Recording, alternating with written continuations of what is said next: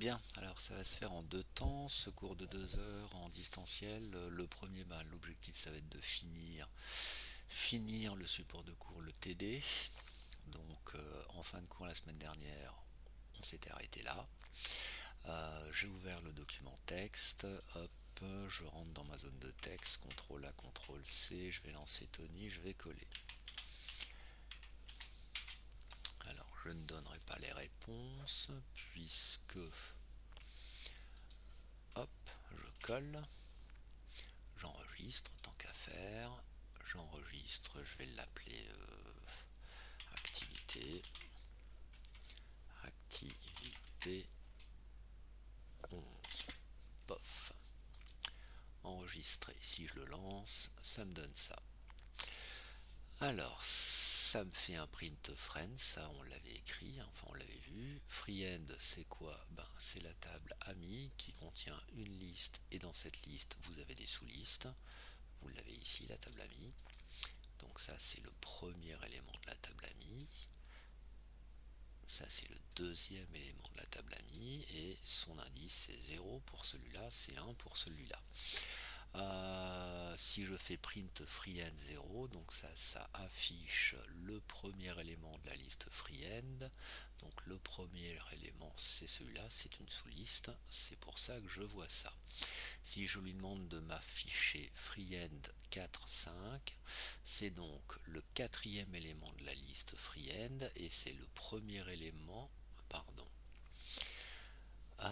puisque ça numérote à 0, ça commence à numéroter à 0, oui, donc c'est bien le quatrième, 0, 1, 2, 0, c'est le premier, 4, c'est le cinquième, pardon. C'est écrit là d'ailleurs, cinquième élément, hop, donc cinquième élément de la liste freeend et deuxième sous-élément de la deuxième élément de la sous-liste, on va le faire comme ça. Alors freeend c'est ça, 0, 1, 2, 3, 4. Ça c'est le sous-élément 0, ça c'est le sous-élément 1, donc le 4.1 c'est bien ami. Et puis si je fais la même chose, le 4.2 pour la table follow, donc 1, 2, 3, 4, pardon, 0, 1, 2, 3, 4, et c'est bien le 0, 1, 2. Donc le 4.2 m'affiche bien suivi. Ok, donc ça c'est fait. Si je retourne dans mon support de cours, j'ai tout compris. J'espère que vous aussi.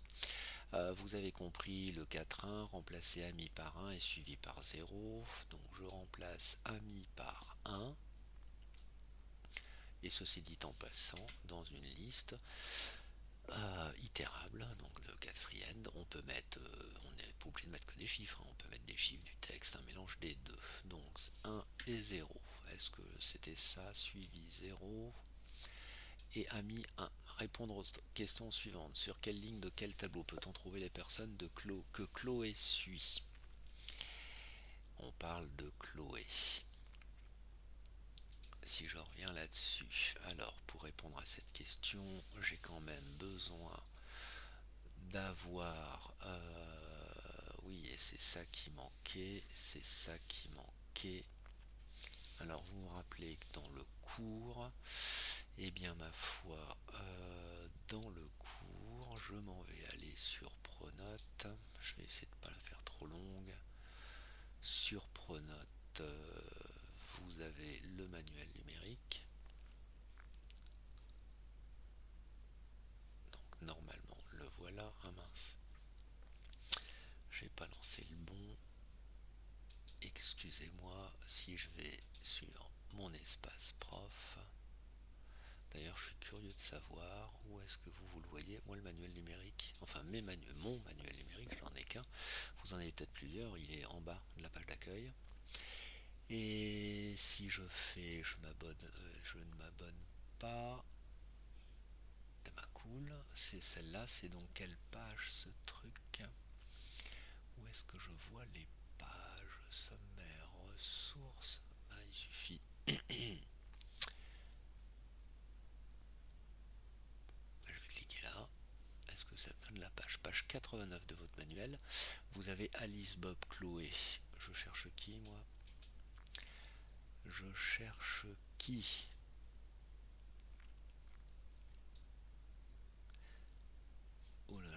vite là, malheureux, malheureux, malheureux. C'est là. Sur quelle ligne de quel tableau peut-on suivre les personnes que suit Chloé? Donc c'est bien Chloé. Chloé, 0, 1, 2, c'est la numéro 2. Sur quelle ligne peut-on voir les personnes que suit Chloé? C'est pas des amis de Chloé, follow, c'est ceux qui suivent. Et 0, 1, 2, bah ma foi, c'est la troisième ligne. Si je regarde Chloé, elle suit une, 2, 3, 4 personnes. Si je vérifie avec le graphique de suivi, Chloé, elle suit une, 2, 3 et 4 personnes. On a même leur nom. Bien, donc je peux répondre. Et je peux répondre, et vous aussi, donc, pour vous aider, mener l'enquête sur le mot matrice symétrique, ben, vous lirez ça et vous irez sur internet et vous essaierez de comprendre. Donc là, la question elle est simple. Dans les deux matrices que vous avez là, si vous avez remplacé ami par 1, non 0 et puis suivi par 1, autant repartir de là. Vous avez une matrice ici qui est symétrique. Et puis il y en a une autre qui ne l'est pas. Alors, quelle est la matrice symétrique et quelle est celle qui ne l'est pas? On en avait déjà parlé, je crois qu'il y en a une parmi, peut-être même plusieurs d'ailleurs, qui avaient remarqué donc cette symétrie par rapport à cette diagonale. Et si c'est vraiment symétrique, alors bah, une matrice symétrique, je remplis ça, et puis globalement c'est la même chose de l'autre côté en bas, par symétrie par rapport à cette diagonale. Vous regarderez sur internet, vous compléterez. La troisième question, pour la liste tableau matrice follow, donc la liste follow, hein, c'est la deuxième. Il n'y a pas de symétrie, pourquoi? Ben, voilà, vous savez qui n'est pas symétrique et vous en déduirez qui est symétrique. Alors ça se corse un peu ici. Écrire un code en Python qui, pour chaque personne, affiche son nombre d'amis, le nombre de personnes qu'elle suit et le nombre de personnes qui la suivent. On ne fera que ça. On laissera tomber celle-là, le nombre d'amis que chaque personne suit. Voilà. Donc vous vous arrêterez juste avant le 3. Donc si je reviens ici, écrire un code en Python pour que chaque personne affiche son nombre d'amis, le nombre de personnes qu'elle suit et le nombre de personnes qui la suivent. Son nombre d'amis, c'est simple, free-end, je suis la première personne, c'est la somme de cette ligne. Alice, si je fais la somme de ces 1 dans ce sens-là, c'est le nombre de personnes qu'elle suit. Le nombre de personnes qui la suivent, ben ma foi,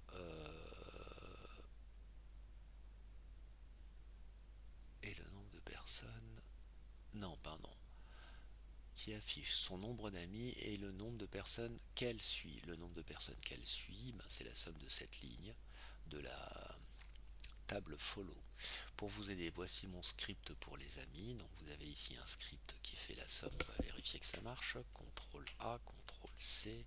Je retourne dans Tony. CTRL A, CTRL V. Ça me remplace tout. Je nettoie mon shell. Je relance le truc.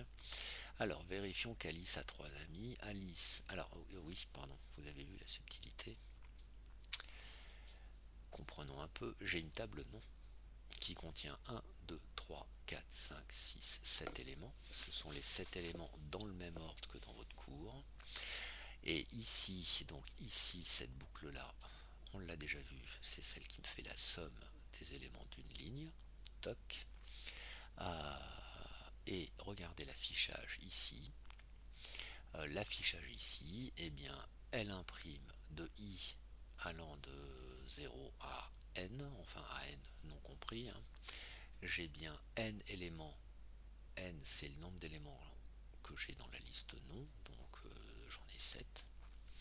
Je compte 1, 2, 3, 4, 5, 6, 7. Si je regarde ici, n, c'est bien égal à 7. Et qu'est-ce que je peux dire? Donc ça imprime print non 0. Donc le premier élément de ma liste non, donc ça me parle d'Alice. C'est pour ça qu'il y a Alice ici. Alice, A, c'est du texte, c'est affiché, c'est pour ça qu'il y a le A ici. Totami de I, ben, Totami, c'est cette liste-là qui était vide, mais qui s'est remplie par cette boucle en comptant tout ce qu'il y avait sur une ligne. Donc Totami, vous l'avez là, 3, 2, 4, 3, et donc ça prend le Totami I, donc le Totami 0, c'est le 3, c'est pour ça que ça affiche 3. Donc moi je comprends ce que je fais là. en vous aidant de ce script là, vous me proposerez et vous le déposerez sur Pronote, soit non, vous me déposerez sur Pronote le programme PY, donc le programme fait avec Tony qui calcule pour le coup, qui va calculer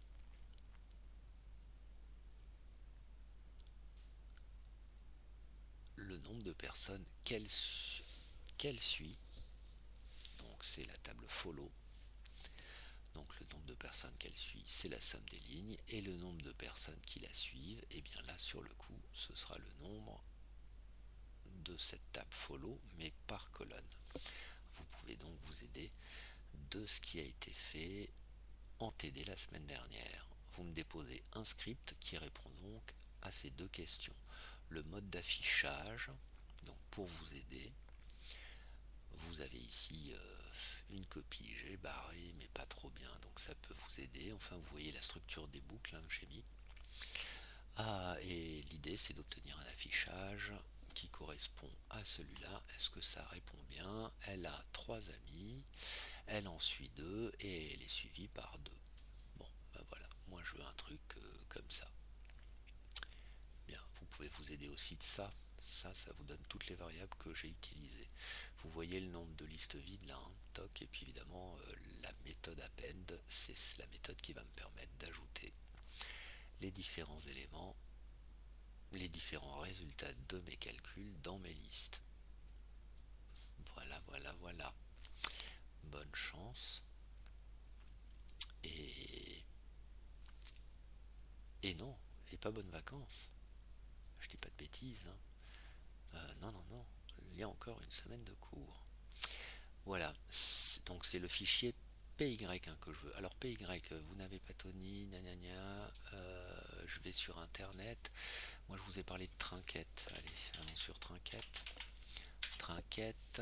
Hop, je vais me prendre mon Python 3. Ok, il me demande ici de copier un truc. Je l'ai déjà sous le coude. CTRL V. Si je le lance, je clique ici.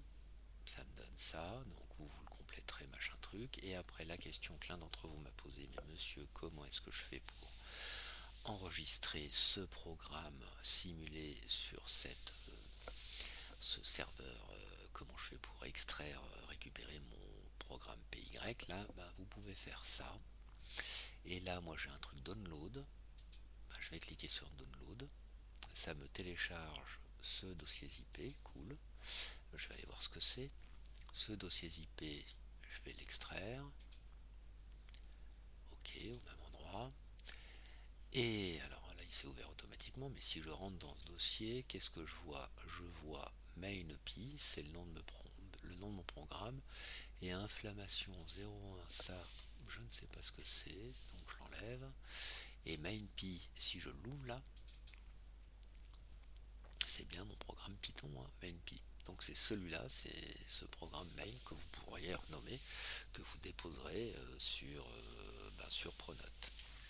Voilà, en espérant que ces consignes soient claires. 13 minutes de consignes, 2 heures de cours.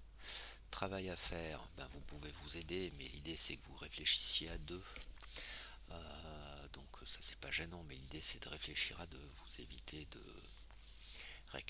récupérer le fichier sans rien comprendre, le fichier PY.